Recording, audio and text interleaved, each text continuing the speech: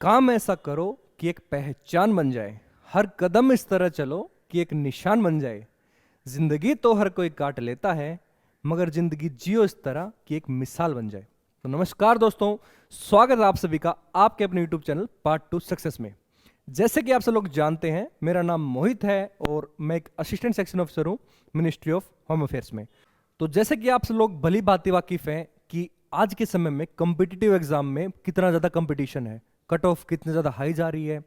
तो ऐसे समय में हर विद्यार्थी का एक ही सवाल होता है कि हम क्या पढ़ें, क्या स्टडी मटेरियल हो जिसको पढ़कर हम आसानी से सिलेक्शन ले पाएं।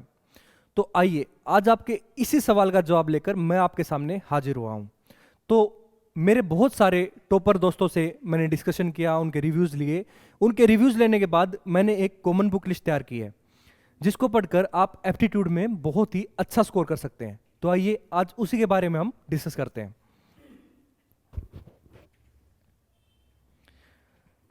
जैसे कि आप सब लोग जानते हैं कि एप्टीट्यूड के अंदर 4 सब्जेक्ट होते हैं, इंग्लिश, रीजनिंग, जीके और मैथ्स। तो चारों सब्जेक्ट्स के बारे में हम अलग अलग डिस्कस करेंगे कि अलग अलग उनके लिए बुक लिस्ट क्या होनी चाहिए। तो सबसे पहले हम डिस्कस करने वाले हैं इंग्लिश को। तो इंग्लिश के अंदर होती हैं 2 चीज़ें, एक होता है वोकैब, दूसरा होता है ग्रामर पोर्शन। ग्रामर पोर्शन के लिए सबसे पहली चीज़ आपको क्या होता है, ग्रामर पढ़नी पड़ती है। पढ़ने के लिए आपको सबसे अच्छा जो सोर्स है वो नीतू सिंह की वॉल्यूम 1 है।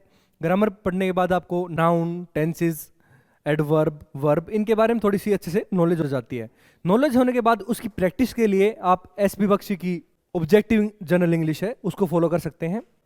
वोकैब का हर एक कम्पिटिटिव एग्जाम में बहुत ही इंपॉर्टेंट रोल है, जैसे कि यूपीएससी हो गया, उसके अलावा बैंकिंग हो गया। इनमें इंग्लिश का लेवल थोड़ा सा हाई आता है, तो इनमें जो वोकैब होती है उसका लेवल काफ़ी अच्छा होना चाहिए आपका।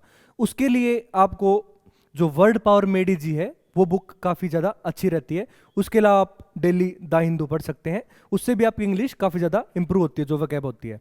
उसके अलावा जो भी कम्पिटिटिव एग्जाम होते हैं जैसे बैंकिंग के, स्टेट के, सेंटर के, बाकी जिनमें एप्टीट्यूड में इंग्लिश आती है, उनके लिए जो वोकैब होती है उसको आप क्रिस्टोफर सर की जो बीएमडब्ल्यू की जो बुक है उसको आप फॉलो कर सकते हैं। तो ऐसा करके आप अपनी इंग्लिश को काफ़ी ज़्यादा स्ट्रॉन्ग कर सकते हैं। उसके अलावा ये सब पढ़ने के बाद आप अपने खुद को जज करने के लिए आपको मॉक टेस्ट वगैरह लगाने चाहिए। उससे आपको ये होगा कि आप कंप्लीट एक ग्रामर प्लस वोकैब उनकी एक अच्छे से प्रैक्टिस हो जाएगी आपकी। अब हम आगे बढ़ते हैं जीके पर। जीके के अंदर होती हैं 3 चीजें, पहली जीएस जनरल साइंस, दूसरी स्टैटिक जीके और तीसरी करंट अफेयर्स। जीएस के अंदर आपका जैसे history, polity, geography, economics, science और कंप्यूटर ये सब्जेक्ट्स आते हैं।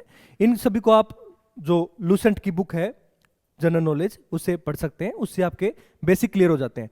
बेसिक क्लियर होने के बाद उसको आपको थोड़ी सी डीप नॉलेज की जरूरत होती है, क्योंकि पहले ये होता था कि प्रीवियस ईयर क्वेश्चन पढ़ लिए उनसे कवर हो जाते हैं, लेकिन अब जो एग्जाम का लेवल है वो भी बढ़ गया है जो कंपटीशन है उसके साथ। तो आपकी अपनी जीएस के जो सब्जेक्ट्स हैं उनको स्ट्रॉन्ग करने के लिए क्लास 11th और 12th की एनसीईआरटी जो बुक है, ओल्ड एनसीईआरटी, वो पढ़नी चाहिए। उसके बाद हम आते हैं स्टैटिक जीके पे।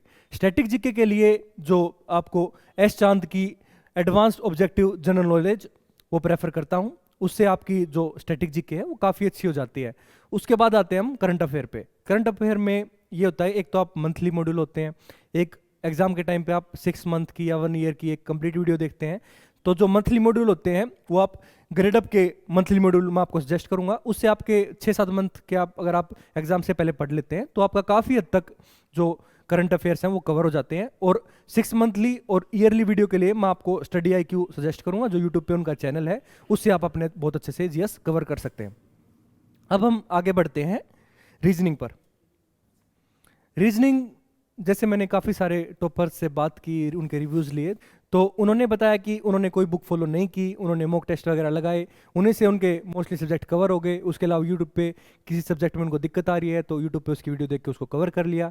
लेकिन कुछ एग्जाम होते हैं जैसे बैंकिंग में और एफकेट हो गया, इस टाइप के एग्जाम में रीजनिंग का लेवल काफ़ी ज़्यादा अच्छा आता है। उस टाइप के लिए वर्बल, नॉन वर्बल और पिक्चोरल रीजनिंग के लिए आपको डॉक्टर RS अग्रवाल की एस चांद की जो बुक है वो मैं आपको सजेस्ट करूंगा। इसमें बहुत ही अच्छे लेवल तक आपको रीजनिंग के जो क्वेश्चन है वो मिलेंगे और उनकी प्रैक्टिस आप बहुत अच्छे से कर सकते हैं। उसके अलावा कुछ बिगिनर बच्चे होते हैं जिन्होंने कभी रीजनिंग पढ़ी नहीं है, ना ही वो मॉक टेस्ट लगाना स्टार्ट कर सकते हैं अभी, तो उनके लिए जो आर गुप्ता की लॉजिकल एंड एनालिटिकल रीजनिंग है, वो मैं सजेस्ट करूंगा। इससे आप बहुत ही बेसिक लेवल से रीजनिंग पढ़ सकते हैं। अब हम आगे बढ़ते हैं मैथमेटिक्स पे, जिसको हम क्वांटिटेटिव एप्टीट्यूड कहते हैं। तो काफ़ी सारे बच्चों से डिस्कस करने के बाद उन्होंने बताया कि मोस्टली लोगों ने अपने टीचर से कोचिंग ली, कोचिंग लेने के बाद उन्हीं के स्टडी मटेरियल को फॉलो किया है। लेकिन कुछ स्टूडेंट होते हैं जिनको स्टडी मटेरियल नहीं पसंद आता, उनको लगता है कि उनकी प्रैक्टिस की और ज़्यादा ज़रूरत है। उनके लिए एक मैथ्स की मैं 3 बुक प्रेफर करूंगा। 3 में से आप कोई भी बुक में से पढ़ सकते हैं, क्योंकि क्वेश्चन की क्या है, प्रैक्टिस करनी है आपको। प्रैक्टिस करने के बाद आपको मॉक टेस्ट तो लगाने ही पड़ेंगे। मॉक टेस्ट में क्या होता है कि आपका कंप्लीट सब्जेक्ट जो होता है वो एक ही टाइम पे आप उसके अंदर गो थ्रू कर लेते हैं। तो ये 3 बुक जो होंगी, सबसे पहली बुक है राकेश यादव सर की, जिसके अंदर आप प्रैक्टिस कर सकते हैं। बहुत सारी स्टूडेंट इससे वाकिफ भी होंगे कि ये बुक काफ़ी ज़्यादा लोगों ने पढ़ी है। उसके बाद आप किरण की, जिसके अंदर 11,000 ऑब्जेक्टिव क्वेश्चन होते हैं, उसको भी आप प्रेफर कर सकते हैं। और तीसरी है डॉक्टर RS अग्रवाल की एस चांद, जिसके अंदर प्रीवियस ईयर के क्वेश्चन भी हैं और कुछ नए क्वेश्चन भी हैं। ये थी बुक्स जो किसी भी कम्पिटिटिव एग्जाम के लिए आपको बहुत ज़्यादा ज़रूरी है।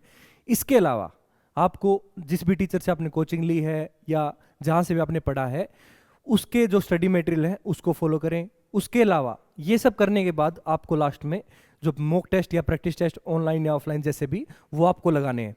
उसको लगाने के बाद आप कंप्लीट सिलेबस की एक साथ आपकी प्रैक्टिस हो जाएगी और आपको ये भी पता लग जाएगा कि आपकी कहाँ कमी है। तो दोस्तों, ये थी बुक्स जिनको पढ़कर आप किसी भी कम्पिटिटिव एग्जाम में सिलेक्शन ले सकते हैं। अगर आपको इसके अलावा कोई भी क्वारी है तो आप कमेंट बॉक्स में लिख सकते हैं या मुझे मेरे इंस्टाग्राम अकाउंट पर मैसेज कर सकते हैं। मैं कोशिश करूंगा उस पर जल्द से जल्द वीडियो लेके आने की। अगर आपको ये वीडियो पसंद आई तो वीडियो लाइक और शेयर जरूर कीजिएगा। अगर आप इस चैनल पर नए हैं तो चैनल को सब्सक्राइब जरूर कीजिएगा और बेल आइकन दबाना ना भूलें। Thank you.